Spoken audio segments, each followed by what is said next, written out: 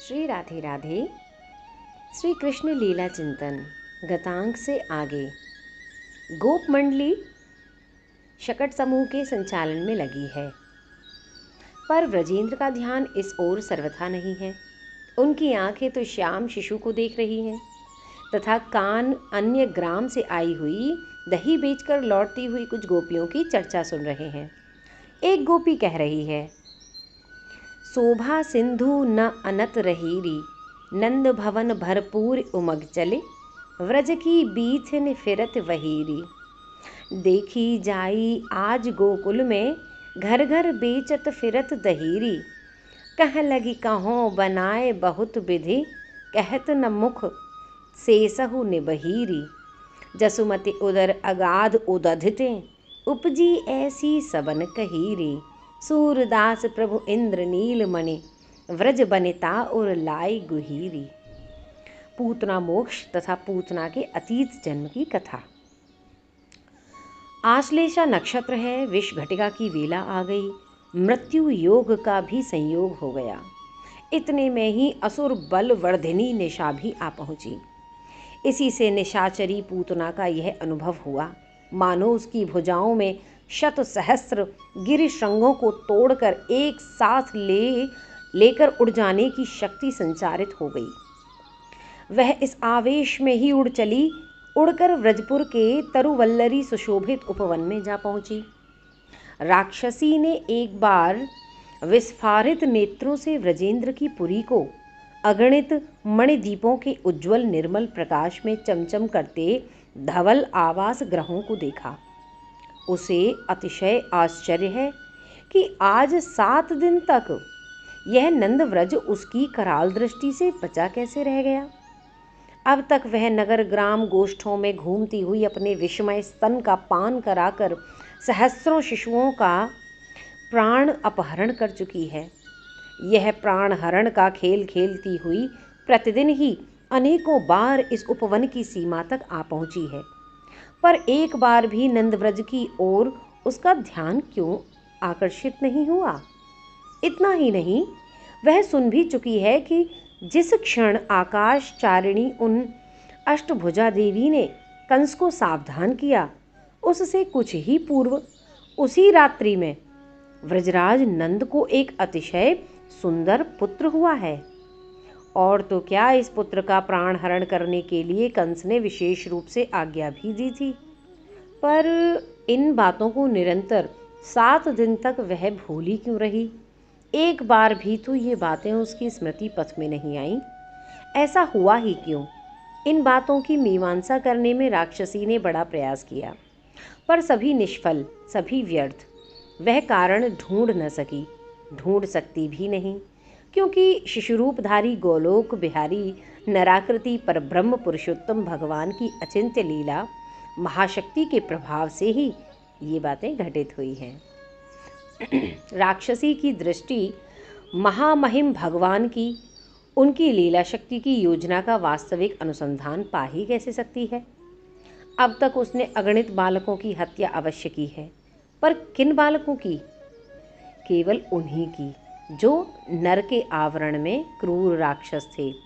राक्षस कुल की वृद्धि करने, धरा का भार बढ़ाने के लिए कंस पक्षीय राक्षस कुलों में उत्पन्न हुए थे।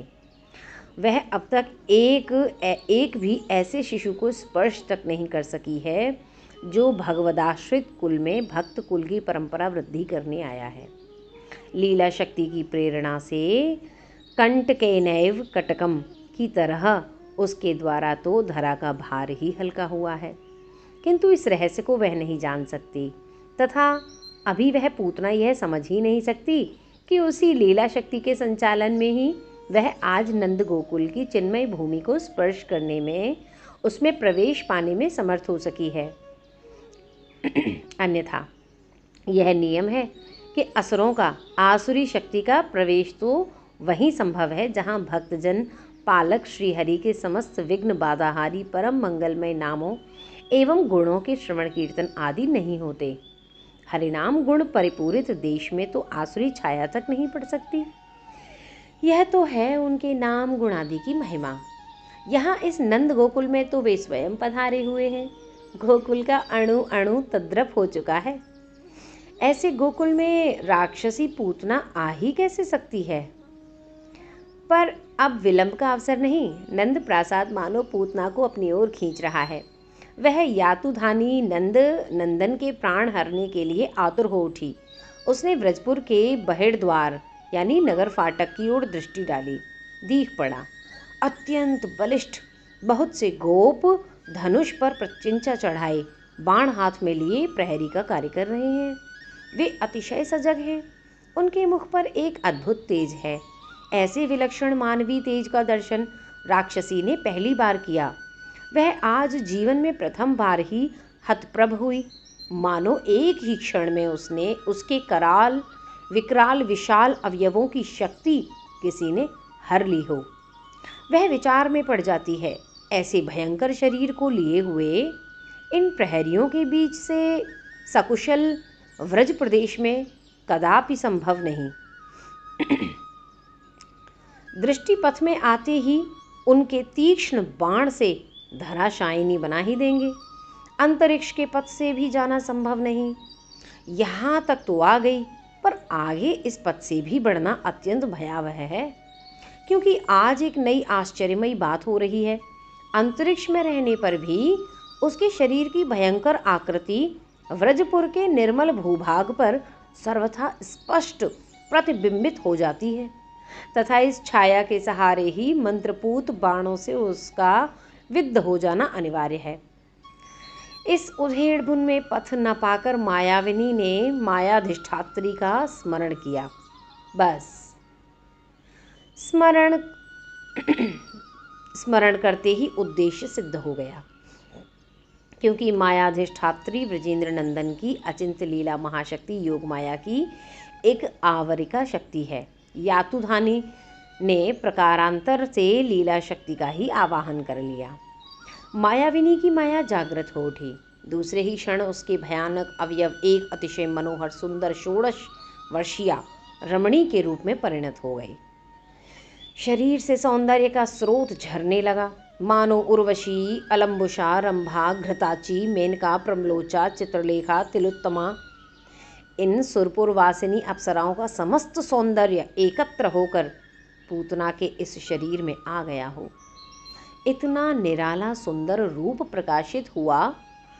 ऐसे मोहन रूप से सुसज्जित होकर वह पुर के बहिर्द्वार पर आ जाती है।